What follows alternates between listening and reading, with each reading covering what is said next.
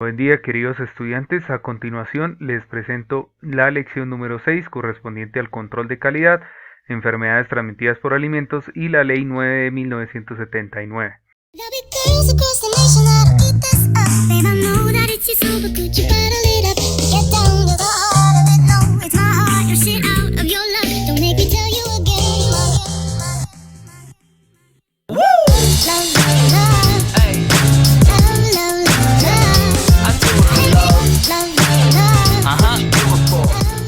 Bien, en primera instancia pues vamos a abordar lo que es el control de la calidad de los alimentos. Me dice que la calidad es la medida en que los niveles del conjunto de características que ofrece un producto o servicio satisfacen las necesidades expresadas de los consumidores. Por otra parte, también me define que es el conjunto de atributos que hacen referencia de una parte a la presentación, composición y pureza, tratamiento tecnológico y conservación que hacen del alimento algo más o menos apetecible al consumidor, y por otra parte al aspecto sanitario y valor nutritivo del alimento. Entonces, realmente este control de calidad se debe hacer siempre pues al alimento en cuestión de manejo, en transporte y ya en disposición o distribución, pues cuando nosotros los consumidores los consumimos, y pues la idea de estos es que cumplan con toda la normatividad que aplica en el marco de la Ley 9 de 1979. Bueno, tenemos este pequeño esquema, entonces obviamente siempre se va a necesitar de materia prima para obtener ese producto.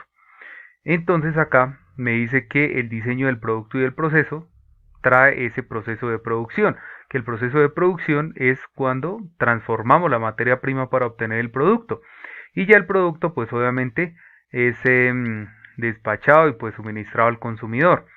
Y la calidad de los alimentos me dice que es una calidad sensorial, organoléptica, nutritiva, sanitaria, tecnológica y económica. Entonces démonos cuenta que el control de calidad se hace tanto para el diseño del producto como para el proceso de producción. Atributos de calidad en alimentos. Entonces nosotros miramos estos pequeños atributos que se deben tener en cuenta para esa calidad de los alimentos. Vamos a ver entonces la pureza o la seguridad, la aceptabilidad, la identidad, la composición y pues otros aspectos que vamos también a abordar dentro de los atributos. Bueno, entonces vamos a ver aquí qué son las enfermedades transmitidas por alimentos.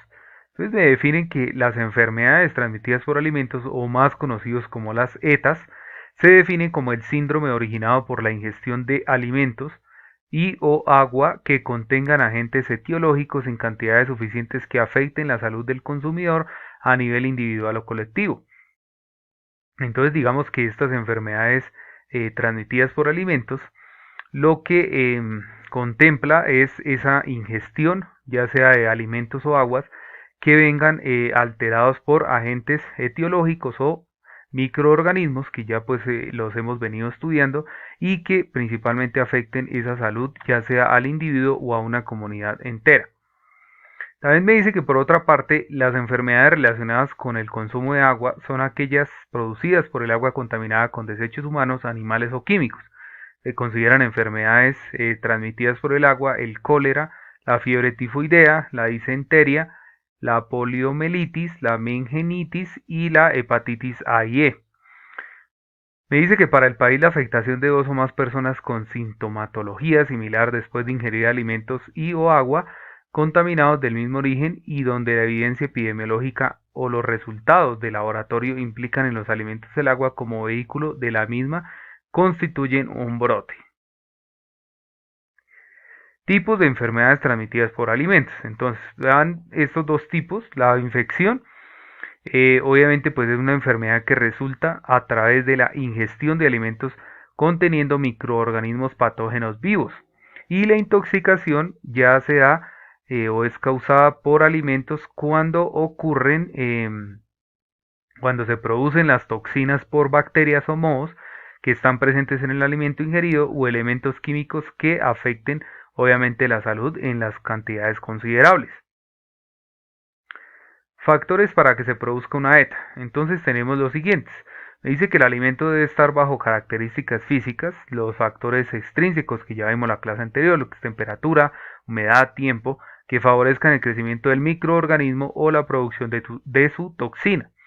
El agente etiológico debe estar presente en cantidad suficiente para poder causar una infección o intoxicación, y me dice que debe ingerirse una cantidad suficiente del alimento que contenga el microorganismo o ese agente etiológico que sobrepase la barrera de protección de la persona. Dice que la persona afectada puede tener una susceptibilidad mayor que otras, como mujeres embarazadas, niños, adultos mayores o personas con algún tipo de inmunosupresión. Entonces digamos, este grupo de personas son esos grupos vulnerables.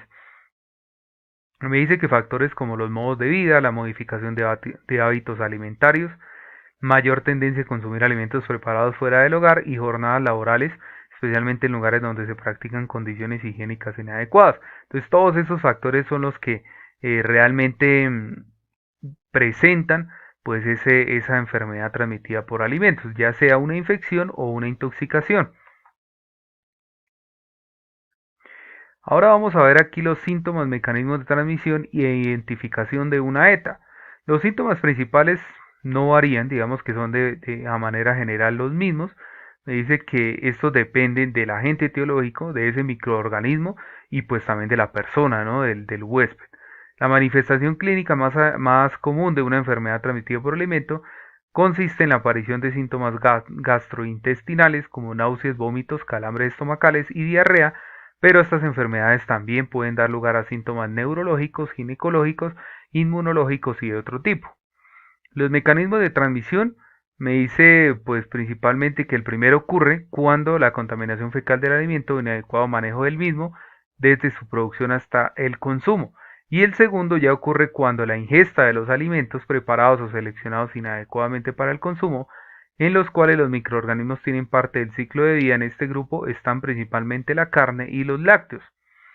Y la identificación de un brote me dice que se deberá estar alerta cuando dos o más personas presentan esa sintomatología similar, después de ingerir alimentos o agua contaminados del mismo origen y donde la evidencia epidemiológica o los resultados de laboratorio implican alimentos como vehículo de la misma. Usualmente se presenta en familias, en establecimientos de preparación y consumo de alimentos, en instituciones educativas y centros que agrupen población, como las cárceles, los centros para adulto mayor, entre otros.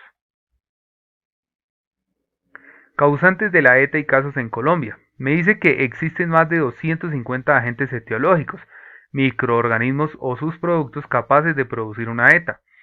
Las ETAs están en estrecha relación con la pobreza en países en desarrollo, como nosotros, y representan un problema para la salud pública mundial.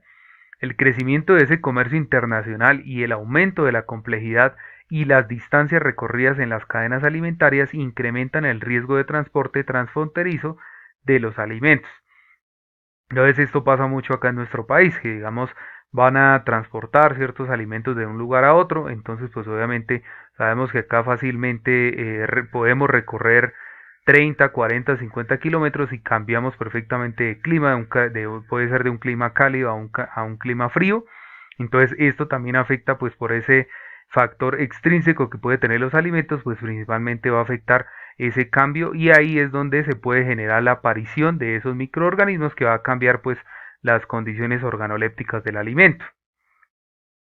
Bueno, entonces aquí tenemos digamos, algunos pasos para llegar a considerar esa prevención de la ETA.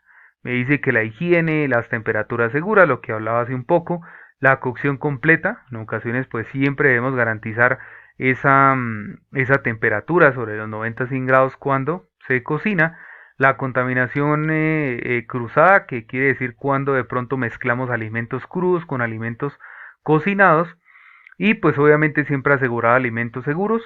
Y bueno, aquí dice que consuma leche pasteurizada, igual porque la leche pues contiene muchos agentes también etiológicos pues que afectan a la mayoría de personas. Bien, por último vamos a ver entonces la Ley 9 de 1979. Pues esta ley es la que establece el Código Sanitario, ¿m? Código Sanitario Nacional, pero nos vamos a fijar y nos vamos a encaminar solamente en el título 5, que corresponde a los alimentos. Me dice acá que para la elaboración de alimentos y bebidas se deberán utilizar materias primas que cumplan esas condiciones higiénico-sanitarias, permitiendo su correcto procesamiento. Las materias primas cumplirán con lo estipulado en la presente ley, su reglamentación y demás normas vigentes. Me dice que no se permitirá reutilizar alimentos, bebidas, sobrantes de salmuera, jugos, salsas, aceites o similares, salvo en aquellos casos que el Ministerio de Salud o la autoridad delegada lo autorice porque no trae riesgos para la salud del consumidor. Entonces acá vamos a ver pues algunos artículos, digamos relacionados con el tema de alimentos, el transporte, el almacenamiento, la distribución y lo más importante pues obviamente la preparación, ¿no? La transformación de esa materia prima que nos conlleva a tener todos los alimentos que consumimos a diario. Muchísimas gracias queridos estudiantes por su atención, espero vernos en una próxima. Hasta luego.